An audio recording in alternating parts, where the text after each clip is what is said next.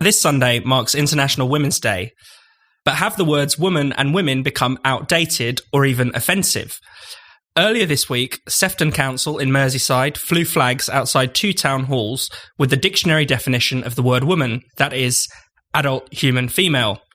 But the flags were taken down when an LGBT campaigner called the definition a transphobic dog whistle.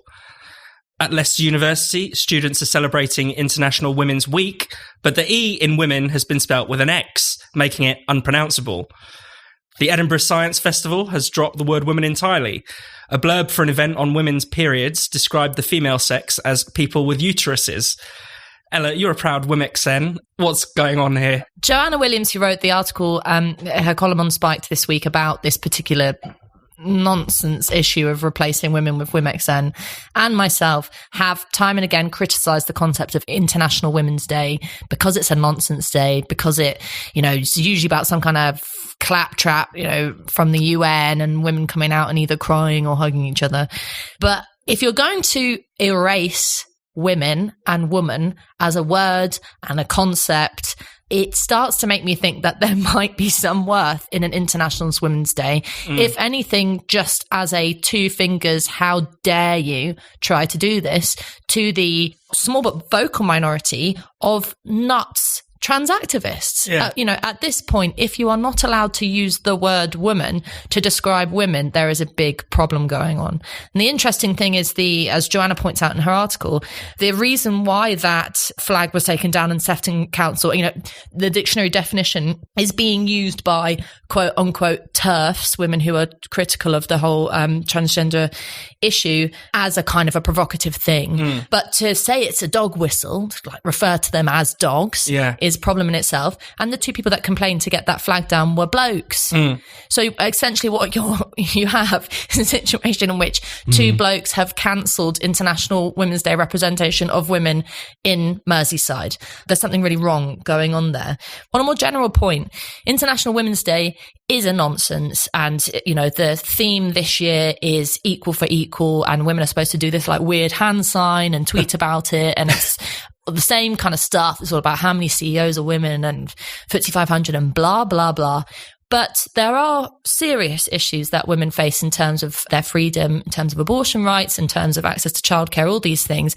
That is central to us being women. It doesn't happen to men. Men don't get pregnant. Men don't get periods. These are things that are facts. And if you start to erase women as a concept, as a being, then you basically pretend that these issues aren't real and aren't happening to half the population. And there's not very many words to describe that other than erasing women, which is, last time I checked, a misogynistic outlook. The double standards in this is really interesting because there's never been a discussion about MXN or something to this extent, and there's never been discussion about men's spaces having to be, opened up to transgender individuals. It's interesting that it always seems to bear down on women. Now, you could say that broadly speaking, at least up until this point, transgender people, it's often been male to female, although I think there's evidence to suggest that amongst younger people, it's actually more often than not in the other direction. Yeah. But it's interesting that this is always the kind of way in which the discussion is framed. I also think it's kind of interesting how many kind of contradictions there are in this ideology as well, because kind of WMXN almost implies that there are different kinds of women that you therefore need to bring together under one umbrella, yet the whole discussion about trans women are women, not trans women, is also a part of this, so it doesn't really make much sense on its own terms. But I think it does speak to, as Ali was saying, that kind of underlying misogyny, the fact that it always seems to take this kind of form, and the fact that the people who end up on the sharp end of trans activists, who, as we always say, distinct from transgender people themselves, the real ideologues in all of this, are always prominent women. Yeah. There are loads of people who are, shall we say, gender critical, who are men. They don't get nearly as much abuse as women tend to.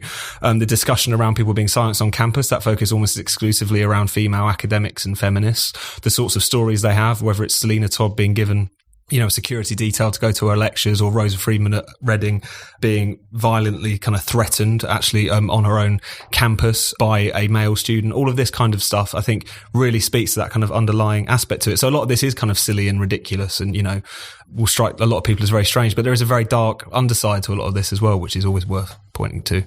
That's absolutely true. It is always aimed at women, and, the manipulation of language is really striking. So not only do you have WMXN, people with uteruses, I've also seen examples of women referred to as womb bearers, which just sounds horribly, old-fashioned, old-school kind of, misogyny, that is the kind of value of a woman, is that she has a womb. Non-prostate owners is how Teen Vogue describes women in its article about anal sex. A very article which went viral. I'd recommend you check it out. All kinds of stuff. We published a blog a few months ago about this guide, a trans guide to safe sex. And it was fascinating that the word vagina, it was suggested that you don't actually use the word vagina to refer to an actual vagina, owned by an actual woman, but instead you should use the word vagina to refer to a post-op trans woman's genitals. So an actual woman's vagina, it was suggested that you should use the word front hole as a replacement, which I don't want to be too squeamish about these things, but it does reek a little bit of misogyny. There is something a bit gross about, redefining women's genitals as a front hole, while claiming the real Can I just say, Also, on a biological level, the front hole is not the vagina. so on that level... There's definitely a man who wrote that, though. But again, why can't they all be called vagina? I don't understand. Anyway, sorry. No, it has to be, that's the thing, it has to be, it's like the TERFs, as they're often disparagingly referred to, they have a point, because it's almost as if trans women are better women, or, better exemplars of what it means to be female than actual living, breathing women. When I was thinking about this issue, I used to think, well, yes, the so-called TERFs are, they go on about the danger of penises and the danger of men, and, they want their safe spaces in their women's shortlist. And I don't really agree with them, but I don't agree with the trans activists.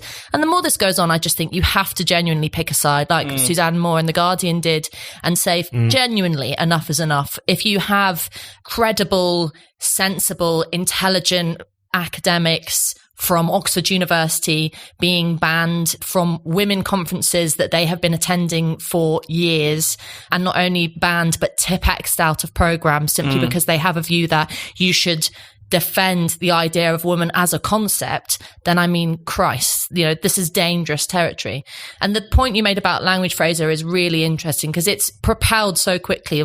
I remember not so long ago, we were having this discussion about cis women. So every woman was forced to say, no, you're a cis woman. And now actually you don't even have the word woman anymore. It's womxn. So it's symbolic and it's real. We're actually being erased. And, the broader point about this is most women are very open to the idea of trans women being able to define themselves how they like. Most women are not terrified of penises or men. Most women are quite open to being, generally liberal about identity and sex. But if you're going to force us into a corner and say that we have to swallow the ideology of a very small minority of people, not all trans people, but these few trans activists, then you're going to have a backlash. And actually that backlash is quite important because, I don't first of all identify myself as a woman, but I am a woman and that matters. And it matters for different parts of my life. And, if we actually believe in women's freedom, which is something that has not yet been